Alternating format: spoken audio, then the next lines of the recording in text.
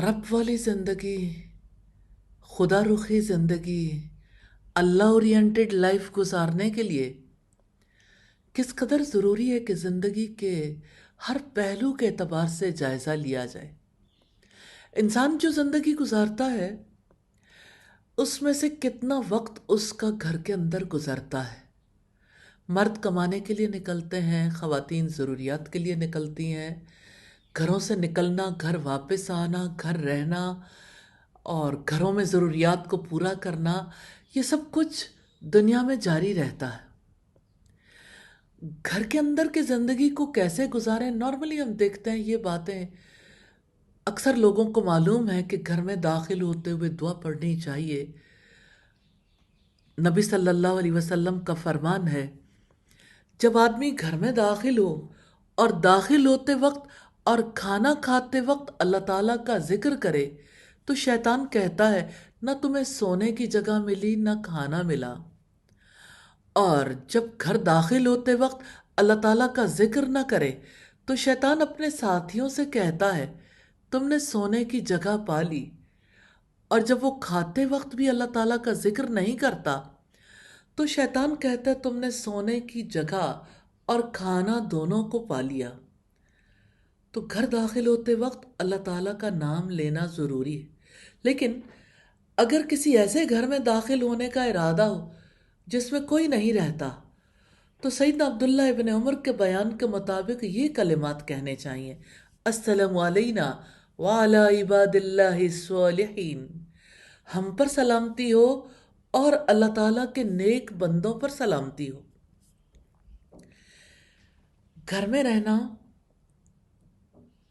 انسان کے لیے باعث سکون ہونا چاہیے۔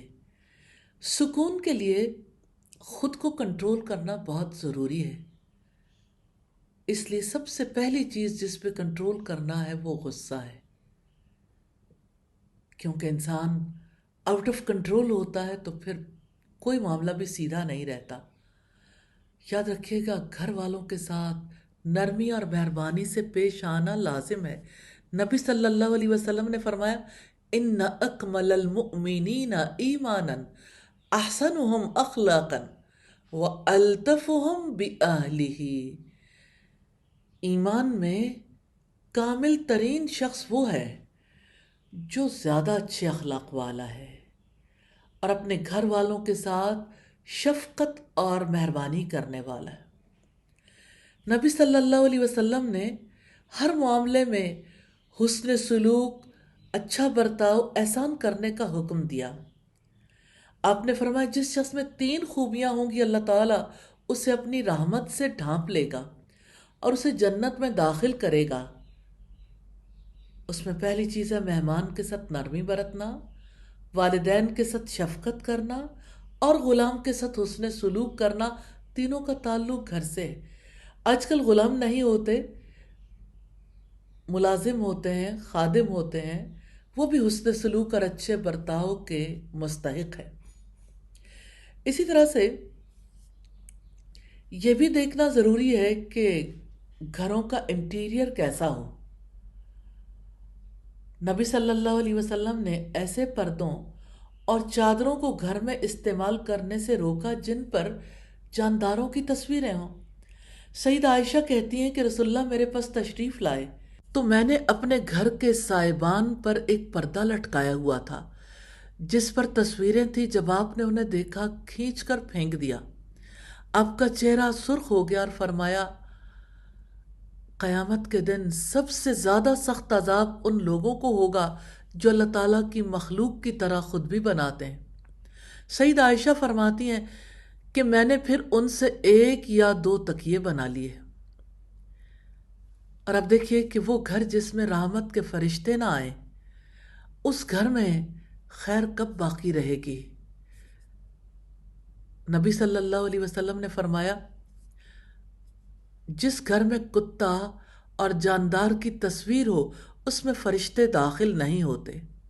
ایک دوسری روایت کے الفاظ ہیں جس میں کتا اور مورتیاں ہوں، تو فرشتے کتے اور تصویر کی وجہ سے گھروں کے اندر نہیں آتے۔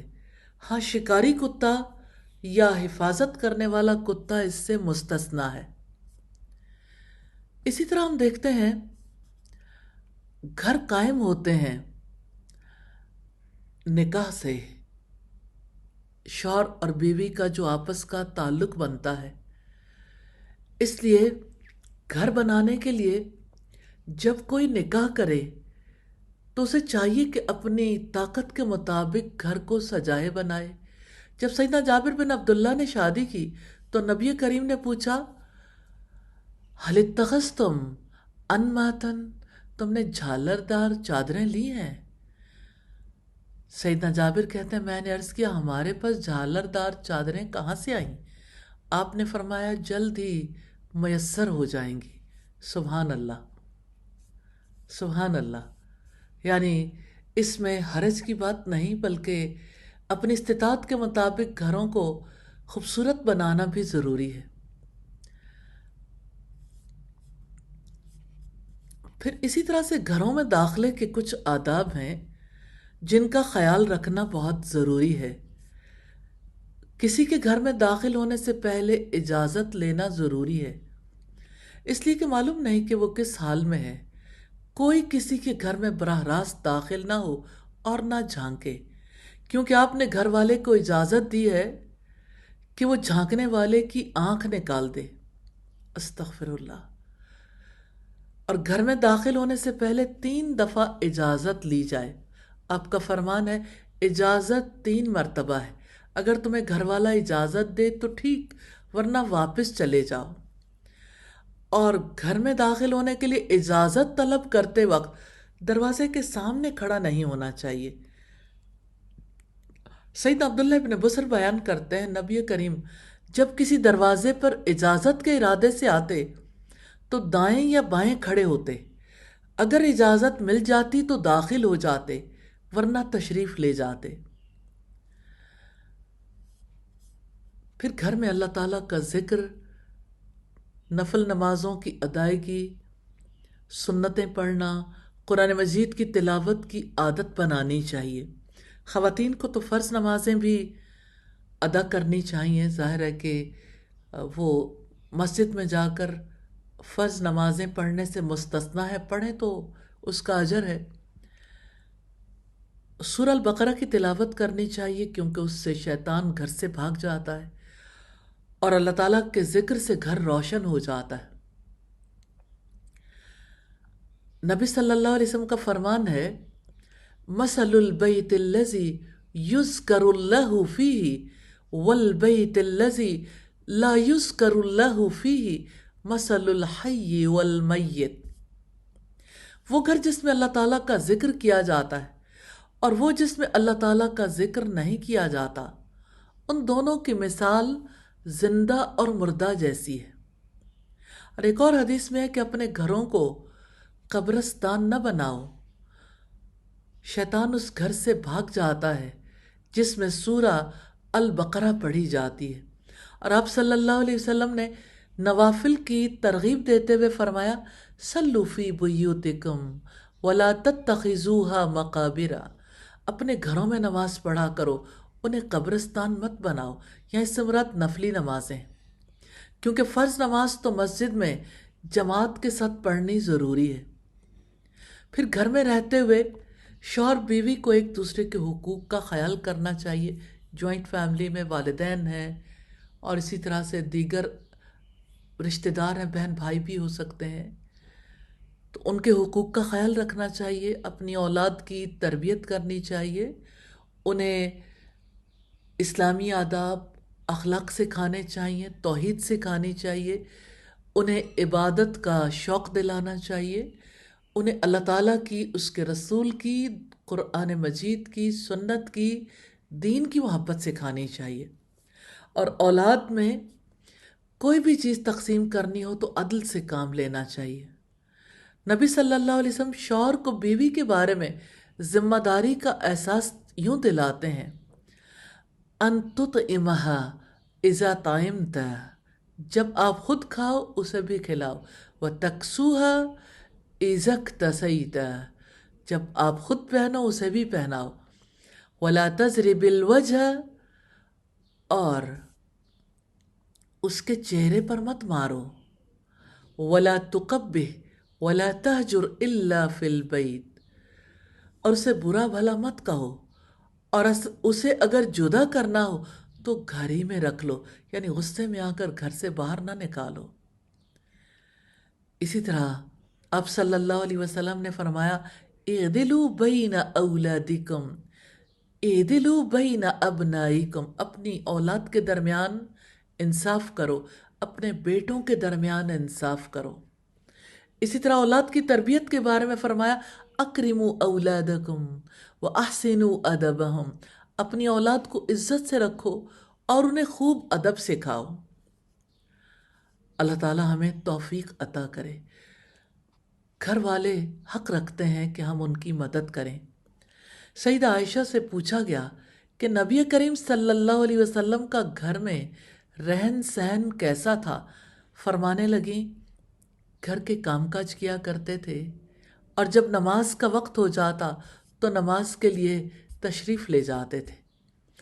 گھر محض سونے کے لیے، گھر محض گپ شپ کے لیے، گھر محض ضروریات پوری کرنے کے لیے نہیں ہے، گھر سکون کے لیے ہے۔ اور گھر میں وہ کام ضرور ہونا چاہیے جس کا اللہ رب العزت نے حکم دیا، یا ایھا الذین آمنوا قوا انفسکم واہلیکم نارا، اے لوگو جو ایمان لائے ہو، اپنے آپ کو اور اپنے گھر والوں کو آگ سے بچاؤ، اپنے گھر والوں کو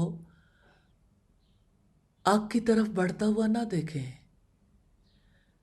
گھروں میں جو تیزی سے تبدیل ہوتے ہوئے معاملات ہیں، ان میں ایک لباس کے بارے میں بے احتیاطی ہے، دوسرا کھانوں میں صحت کا لحاظ نہ رکھنا ہے، تیسرا حلال و حرام کی تمیز ختم ہونا ہے، چوتھے اللہ تعالیٰ کی حدود کی پامالی ہے۔ استغفر اللہ۔ نبی صلی اللہ علیہ وسلم نے بلا وجہ اور بغیر ضرورت کے برہنہ ہونے سے منع کیا ہے۔ آپ نے فرمایا برہنہ ہونے سے اجتناب کرو، کیونکہ تمہارے ساتھ ایسے فرشتے ہوتے ہیں جو صرف بول و براز اور بیوی سے صحبت کے وقت تم سے جدا ہوتے ہیں، لہٰذا تم ان کی عزت کرو اور ان سے شرم کرو۔ اللہ تعالی ہمیں توفیق عطا کرے کہ ہم گھر والوں کے حقوق ادا کر سکیں اور اپنے گھروں کو جنت نشاں بنا سکیں، اور ان گھروں میں اللہ تعالیٰ کی یاد اور اللہ تعالیٰ کا کلام اور اس کے رسول کی سنت مہکے۔ آمین ثم آمین۔